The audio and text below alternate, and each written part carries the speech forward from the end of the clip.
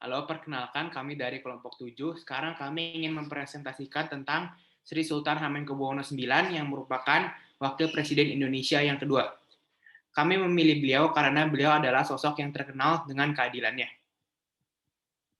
Gusti Raden Mas Dorot Jatun, atau yang sering kita kenal dengan Sri Sultan Hamengkubuwono IX, lahir pada 12 April 1912 dan meninggal pada Minggu malam 2 Oktober 1988 di George Washington University Medical Center, Amerika Serikat, karena serangan jantung. Dan dimakamkan di pemakaman para Sultan Mataram di Imogiri, Kabupaten Bantul, Yogyakarta. Sri Sultan Hamengkubuwono IX ini adalah Sultan Yogyakarta ke-9 dan sekaligus Gubernur Daerah Istimewa Yogyakarta pertama. Beliau juga merupakan wakil presiden kedua yang menjabat pada tahun 1973 sampai 1978. Hamengkubuwono IX ini juga merupakan ketua Kuartir Nasional Gerakan Pramuka yang pertama dan sekaligus dikenal sebagai Bapak Pramuka Indonesia. Kala itu, pertengahan 1960-an, Sri Sultan Hamengkubuwono IX mengendarai sendiri mobilnya keluar kota, tepatnya ke Pekalongan. Entah mengapa, Sri Sultan saat itu melakukan kesalahan. Dia melanggar rambu lalu lintas. Malang bagi Sri Sultan, seorang polisi yang tengah berjaga memergokinya. Tak ayal, pret, polisi itu pun menghentikan mobil Sri Sultan. Selamat pagi, saya Brigadir Royadin. Boleh ditunjukkan surat-surat keterangan kendaraan dan surat izin mengemudinya? Sri Sultan tersenyum dan memenuhi permintaan sang polisi. Royadin, bukannya yang di dalam mobil itu si Sultan Hamengkubuwono IX? Apakah tidak kita biarkan lewat saja daripada kita kena masalah nantinya? Ya, mau gimana lagi, mobilnya udah kita stop. Kita laksanakan sesuai prosedur aja, lakukan apa yang seharusnya dilakukan.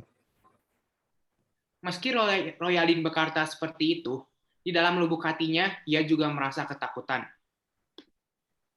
Bapak telah melakukan pelanggaran dalam mengemudi. Bapak tidak boleh lewat jalan ini, Bapak melanggar verboden. Mengapa Bapak lewat jalan ini, Pak? Selamat pagi, maaf saya terburu-buru tadi. Ada urusan penting yang saya ingin dan harus hadiri. Mendengar suara keraguan-raguan dari Royadin, Sri Sultan pun berkata, Kamu tidak usah ragu-ragu, orang yang benar saya yang salah. Kenapa kamu harus takut? Ingat, di mata hukum, seberapa tinggi pun jabatan seseorang, semuanya sama aja. Harus diperlakukan semuanya sama.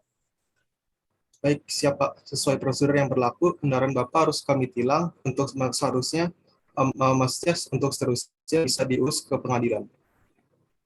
Baik, saya mengerti. Buatkan saja saya surat tilang sesuai dengan prosedur yang ada. Brigadir Royardin, kamu adalah orang yang tegas dan berani. Teruskan hal itu. Maka kelak kamu akan menjadi seorang pemimpin yang bagus. Baik, siap Pak. Singkat cerita, sang polisi pun melakukan tilang kepada Sri Sultan.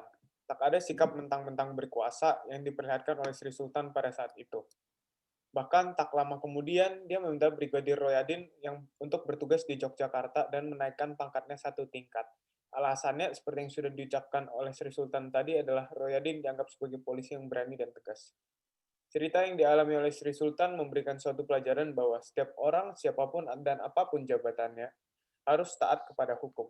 Cerita tersebut juga menunjukkan bahwa Sri Sultan adalah seorang yang memiliki kepribadian yang adil dan dapat dipercaya.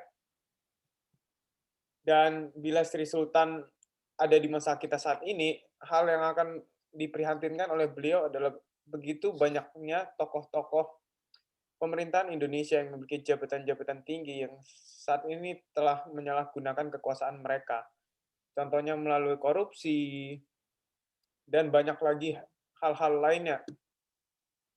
Dan kita sebagai generasi muda, hal-hal apa yang kita bisa lakukan untuk meneruskan semangat-semangat beliau?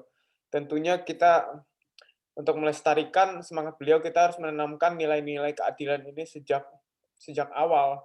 Sebagai pemimpin, sekecil apapun kita harus melaksanakan sesuai amanah. Bukan karena kita pemimpin, kita bisa semena-mena dan menggunakan kekuasaan kita untuk merugikan orang lain.